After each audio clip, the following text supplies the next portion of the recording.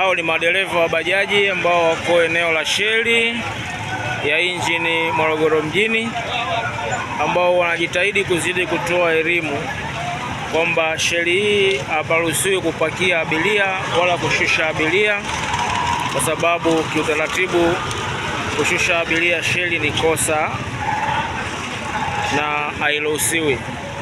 Kwa hiyo wako eneo hili wakijaribu kutoa elimu kwa wenzao, kuwaelekeza umuhimu na faida za kushushia na kufanyia kazi kwenye vituo.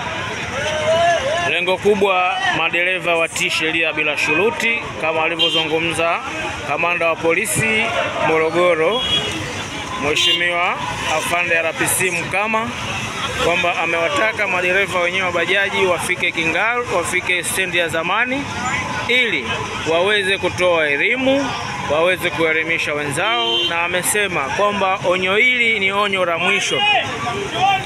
Kuanzia sasa hivi kila dereva atakayekuwa anakamatwa maeneo haya ama maeneo yoyote ambayo yamezuiliwa atafutiwa leseni na hataruhusiwa tena kufanya shughuli za bajaji. Kama unavyoona, wote ni madereva ambao kwa umoja wao wamekubaliana kwa pamoja ili waweze kutokomeza hasa hii iliyokuwepo hapa sheli.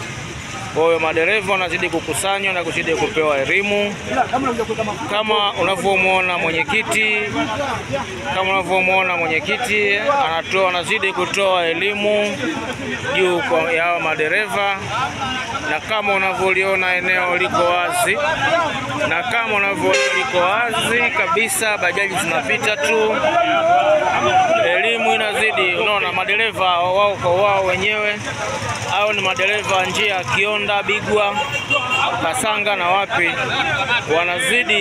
wanazidi kutoa elimu. Unaona viongozi wa bajaji wao kwa wao wakitoa elimu.